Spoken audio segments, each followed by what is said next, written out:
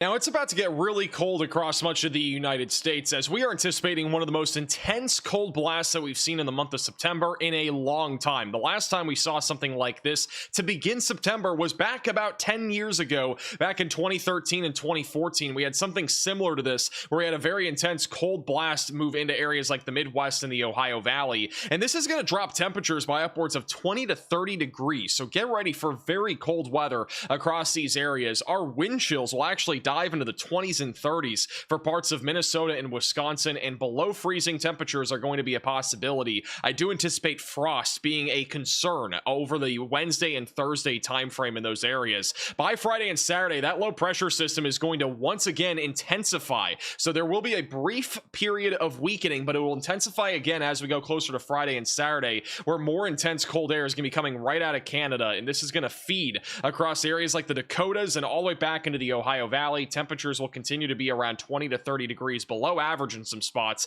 and by the time we go into Wednesday and Thursday, we could have as many as 30 record-breaking low temperatures in these areas. That is exactly how cold it is going to get. Eventually, as we go into the second week of September, that cold air should be lingering across most of the Great Plains and also back through the Northeast, and then beyond this period, things become more uncertain. But that warm weather that we were initially thinking a couple weeks ago would happen to begin September does not look likely at all for most of the country. The only areas that are going to be above average for temperatures will be back over to the west of the Rockies and then also along the Gulf Coast of the United States. But even then, temperatures around or just below average still appear possible, especially back over in the southeast over the next 7 days. Now let's talk more about the temperatures over the next several days, beginning with today, which the temperatures across the country back over in the northern plains only in the 60s for most areas for highs, back along the Gulf Coast and also across the southern plains in the 80s and 90s.